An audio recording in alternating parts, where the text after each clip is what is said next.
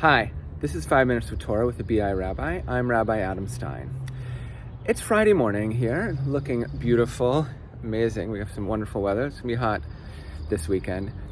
And you might be watching this Friday or Sunday or Monday, but 2 days ago for me, on Wednesday, I was in San Francisco. And I really mean Wednesday. I was in San Francisco. I was on a flight at 7 a.m., in a taxi from my home at 4:30 a.m., and I was back on the ground in Vancouver at 9 p.m. I went to visit my parents, and it was really wonderful. I was celebrating my mom's retirement with her. I surprised her, only told her 2 days before, and she was really touched. It was a great day. But as I was in San Francisco, a city very close to where I grew up, I knew the whole time that it was a city that was really struggling, that is really struggling. Just like Vancouver, Chicago, New York, so many cities right now. San Francisco has something like 30% vacancy rate in its office buildings. That's so many tens of thousands fewer workers than before, buying things from shops and restaurants and cafes and bars, and walking down the street and maybe giving a few dollars or a little bit of change to someone experiencing homelessness, or even just noticing them.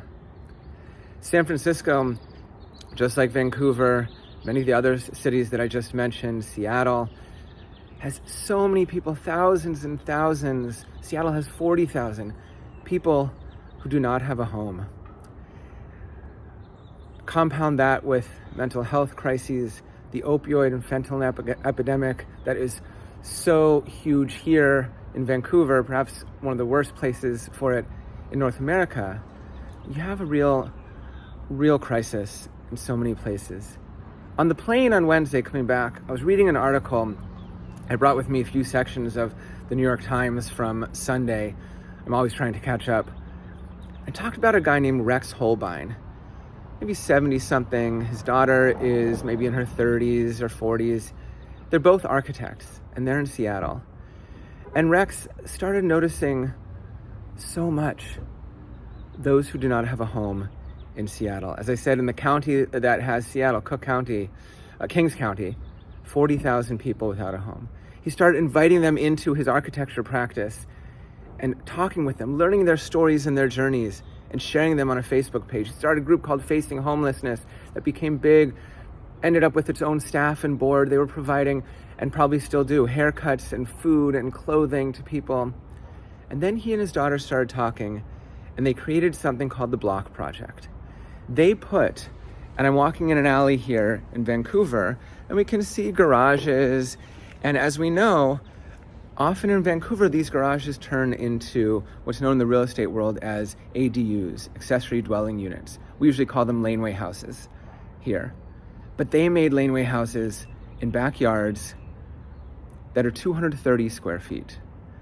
There are many bedrooms in Vancouver that are 230 square feet. It has a kitchen and a bathroom and a bed, and they made them for people who are homeless. To go live in this house for a year or two or more, there are 12 right now. The 15th just got constructed, 12 people living in them right now. Out of the 20 people who have lived in them in the past several years, in the backyards of homes, homeowners who volunteer to house them and pay for the utilities. Out of the 20 people who have lived in them, 19 stayed in the home or went on to other stable permanent housing. How amazing is that?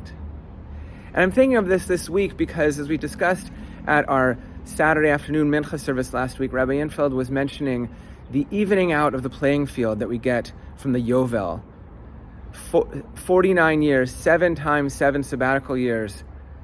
You get on the 50th year, the Jubilee year, calling out with the Yovel, a blast of the ram's horn. And Ramban, Nachmanides, says it's not, the Yovel isn't about the ram's horn specifically, it's about liberty, proclaiming dror, or liberty, a release throughout the land.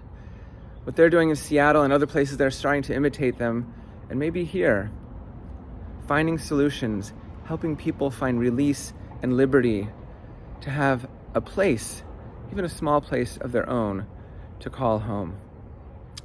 I hope for such a thing here to ease the burden of living on the street. I hope I'll see all of you on Shabbat, and I hope I will see all of you also at our wonderful gala coming up on Sunday, June 4th in the evening. Shabbat Shalom.